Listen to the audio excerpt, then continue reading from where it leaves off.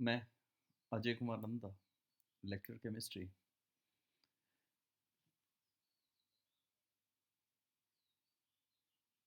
स्वागत करता हूँ आप सभी का ऑनलाइन क्लास में।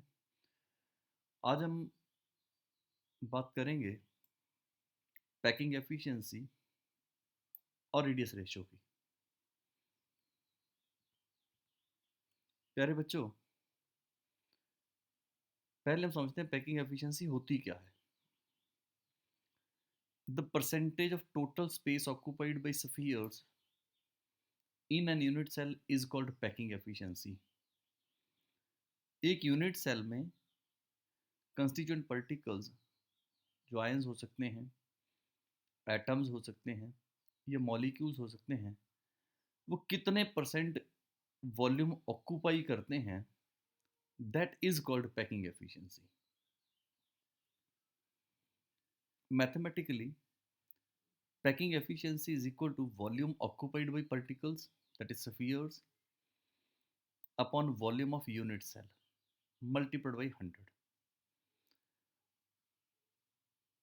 अब हम लोग जानते हैं कि यूनिट सेल अगर क्यूबिक है, स्फेरिकल पार्टिकल्स उसमें भरेंगे तो बीच में खाली जगह रह जाएगी।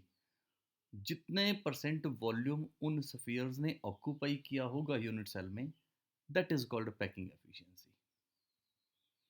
सबसे पहले हम पैकिंग एफिशिएंसी कैलकुलेट करते हैं सिंपल क्यूबिक यूनिट सेल की। जैसा हम लोग जानते हैं, पहले लेक्चर में पढ़ चुके हैं, सिंपल क्यूबिक यूनिट सेल वो वाला यूनिट सेल होता है जिसमें पार्टिकल्स या spheres are present at corners only, जिसमें स्फीयर्स सिर्फ यूनिट सेल के कॉर्नर्स पर ही प्रेजेंट हैं।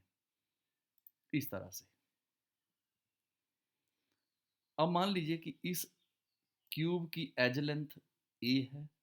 ए is the edge length of the cube and R is the radius of the sphere, और स्फीयर का रेडियस आर है।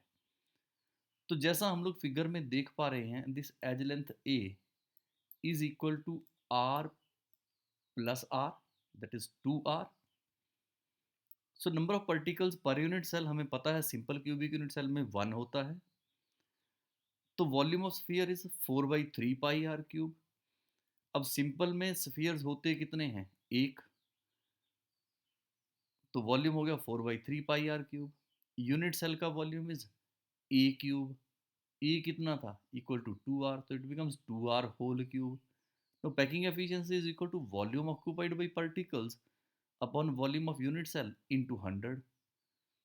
अब पार्टिकल्स, स्फीयर्स, एक स्फीयर था, volume is 4/3πr³ upon unit cell का वॉल्यूम था 2r whole cube into 100। So it becomes 4/3 22/7 pi into R cube upon 8r³। Are cube से are cube cancel हो जाएगा एंड इट बिकम्स 4 2 8 और 2 into 11, so it comes out to be 11 upon 21 into 100, which is 52.38, approximately 52.4%.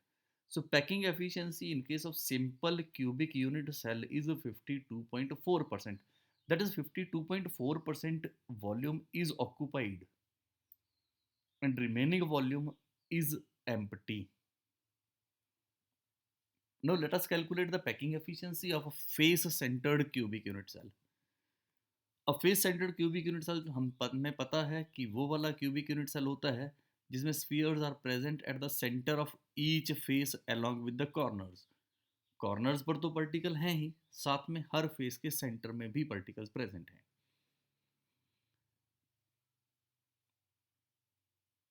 अब मैं अगर एक face centred cubic unit cell का एक फेस लेता हूँ, तो यहाँ जो पार्टिकल्स प्रेजेंट है वो कहाँ कहाँ हैं? At A B C D, यहाँ पर तो हैं ही कॉर्नर्स पे, और साथ में ये फेस के सेंटर में भी है। अगर मैं edge length of the cube A मानता हूँ, R is the radius of the sphere, तो पहला काम हमारा, we have to find the relationship between A and R. A और आर में रिलेशन फाइंड करना। जैसे सिंपल में ए वाज 2r हियर। जरा ट्राइंगल ए बी सी देखें आप। ए बी सी, इस ट्राइंगल में according to Pythagoras theorem A C square is equal to A B square plus B C square. AB is A, BC is A, so it becomes A square plus A square is equal to AC square. AC is R plus R plus R plus R, that is 4R. So A square plus A square is equal to 4R whole square.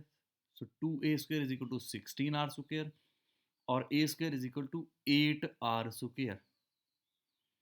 So A is equal to 2 under root 2R. For face-centered cubic unit cell, A is equal to 2 under root 2R.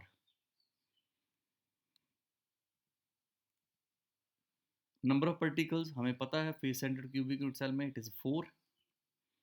Volume of unit cell is A cube, that is 2 under root 2R whole cube. Packing efficiency, volume occupied by particles upon volume of unit cell into 100. अब एक particle का volume 4/3 pi R cube, total particles होते हैं 4, it is 4 into 4/3 pi R cube, that is the volume of the particles upon volume of unit cell, that is 2 under root 2R whole cube into 100. So it comes out to be 4 into 4 16, pi is 3.14, r cube से r cube cancel हो गया और ये 3 यहाँ आया, 2 under root 2 का cube गया, it comes out to be 8 into 2 under root 2 into 100. जब इसको सॉल्व करते हैं तो it comes out to be 74%. So this packing efficiency in case of FCC, face centred cubic unit cell, is 74%. अब body centred cubic unit cell में calculate करते हैं. Body centred cubic unit cell वो वाला unit cell होता है जिसमें particles are present at the centre of the body along with the corners. Corners पर तो पार्टिकल्स प्रेजेंट हैं ही, एक particle in the body centre of the unit cell की बॉडी के सेंटर में भी प्रेजेंट है. तो इसमें पार्टिकल्स कहाँ कहाँ प्रेजेंट हैं? They are present at the corners, that is A B C D E F G H, इन सारे कॉर्नर्स पे प्रेजेंट हैं, 8 के 8 कॉर्नर्स पर, और एक बॉडी के सेंटर में भी प्रेजेंट है.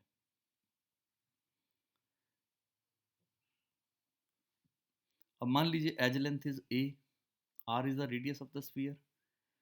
तो अब जरा देखिए ट्राइंगल DEF को, ये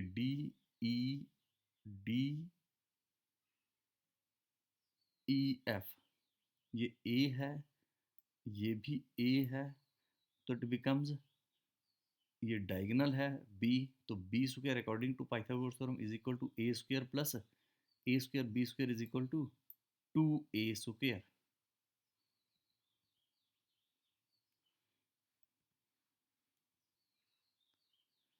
अब अगर आप देखें ट्राइंगल ADF, ADF में ये जो डायगोनल है that is C square is equal to A square, ये A है, AD is equal to A square plus B square, और B स्क्वायर हम पहले ही कैलकुलेट कर चुके हैं, it is equal to 2A square. So C square is equal to A square plus 2A square. अब C है कितना, ये जो ये वाली जो साइड है इट इज इक्वल टू ये 1R, ये 2R, ये 3R और ये 4R. तो C is equal to 4R, C square is 4R whole square is equal to 3A square. So A is equal to 4 upon under root 3R.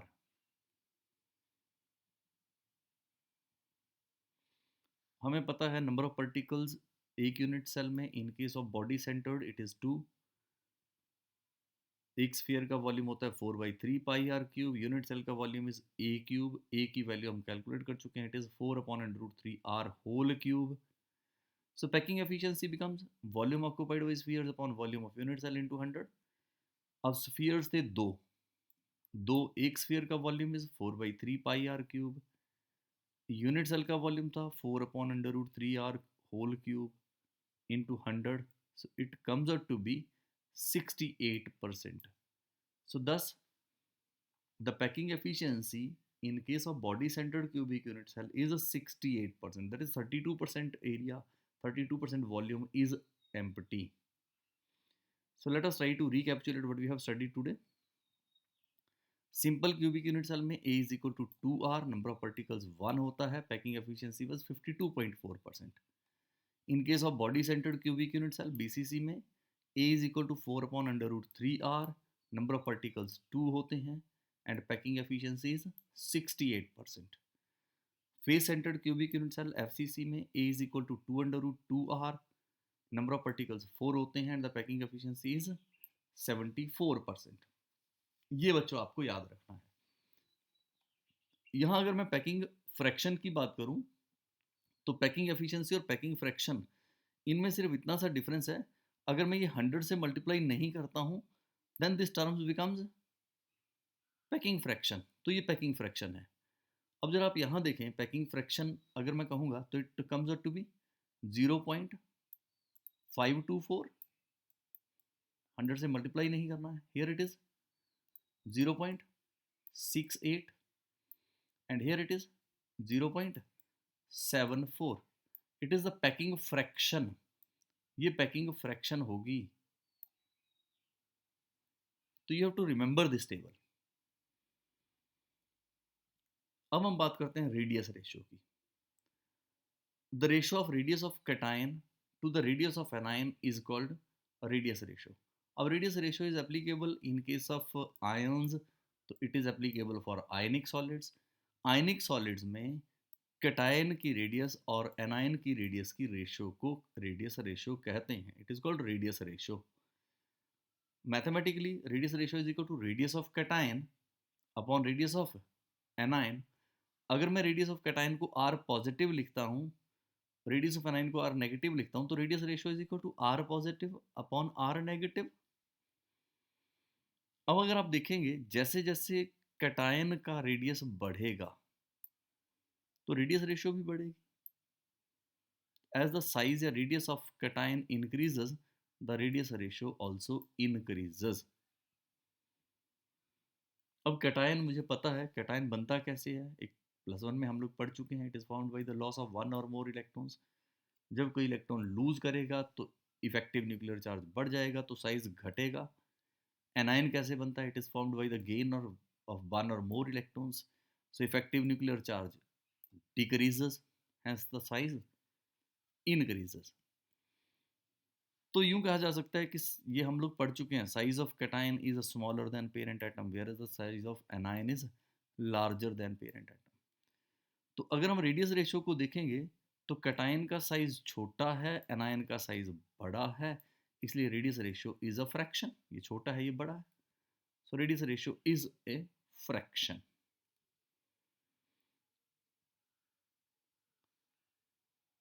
Radius ratio के साथ coordination number पे क्या फ़र्क पड़ता है? हम जानते हैं कि cations are surrounded by anions in ionic solids. अगर ये मेरे पास इफ़ दीज आर कैटायंस, ये स्मॉल कैटायंस हैं, बड़े बड़े ये एनायंस हैं. दीज आर कैटायंस, ये एनायंस हैं. और ये हम एज्यूम करते हैं कि they are all spherical in shape. तो जब ये कैटायन का साइज बहुत छोटा होगा, बहुत छोटा होगा, तो it can be touched by just 2 anions. तो it can be surrounded by 2 anions. तो hence in that case the coordination number will be 2 and the structural arrangement possible is linear. जब दो ही हैं तो यही पॉसिबल होगा. जैसे जैसे कैटायन का साइज बढ़ेगा, it will be surrounded by more and more anions. तो number of anions surrounding it वो भी बढ़ेगा और as a result coordination number also increases. तो जैसे जैसे कैटायन का साइज बढ़ेगा कोऑर्डिनेशन नंबर भी बढ़ेगा. The coordination number depends upon the size of cation. अब देखिए यहाँ थोड़ा सा कैटायन बड़ा है, so here the coordination number is 3. It is surrounded by 3 anions. जब when the cation is a little larger, it can be surrounded by 3 anions. Hence the coordination number is 3 and the structural arrangement is trigonal planar. अब जब size और ज़्यादा बड़ा हो जाएगा cation का तो कोऑर्डिनेशन नंबर विल बिकम 4. और बढ़ेगा तो इट विल बिकम 6. जब ये 4 होगा then the geometry structural arrangement is tetrahedral. जब ये 6 होगा it becomes octahedral. This variation of coordination number and structural arrangement with radius ratio is called radius ratio rules. ये जो कोऑर्डिनेशन नंबर और structural arrangement radius ratio के साथ change होता है, it is called radius ratio rules. जरा radius ratio rules देखें आप. अगर रेडियस रेशियो बहुत कम है, that is it is less than 0.155, अगर ये 0.155 से कम है, that is 0 to 0.155, radius ratio इतनी सी है, then the coordination number is 2. अगर कोऑर्डिनेशन नंबर 2 है, then the structural arrangement is linear. The example is BeF2.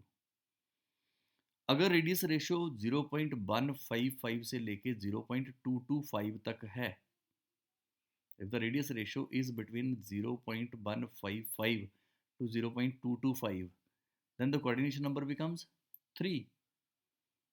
It is trigonal planar. The example is B203. When it becomes 0.225 to 0.414, then coordination number is 4 and the geometry is tetrahedral.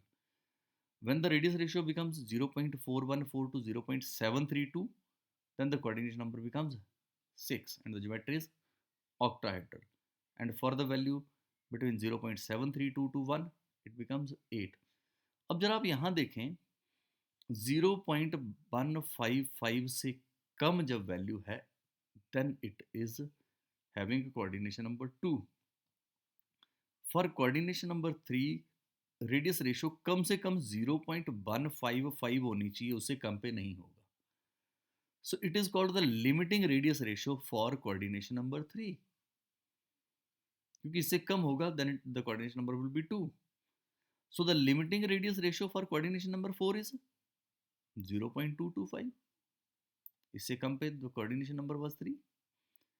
So the coordination number 6 के लिए limiting radius ratio is 0.414. So this is the way we can know the structural arrangement and coordination number in case of ionic solids if we know the radius ratio. एक problem हम solve करने की कोशिश करते हैं. The ionic radii of rubidium ion and bromide ion are 147 picometer and 195 picometer respectively. Deduce the possible coordination number and structural arrangement. Ionic radii मुझे cation का भी पता है, एनायन के भी पता है, और मुझे इसका कोऑर्डिनेशन नंबर और स्ट्रक्चरल अरेंजमेंट पता करना है. Given radius of cation is positively charged, rubidium it is 147 picometer. Radius of anion Br negative, it is 195 picometer. Radius ratio, that is the ratio of radius of cation to the radius of anion, that is the radius of cation upon radius of anion, it is 147 upon 195, it becomes 0.754. और अगर अब हम radius ratio rules से देखेंगे तो ये 0.732 से लेके 1 के बीच में है. And for this value 0.732 to 1, this value the coordination number is 8 and the structural arrangement is cubic. This way, knowing the value of radius of cation and radius of anion, we can predict the coordination number and structural arrangement for an ionic compound. Thank you very much.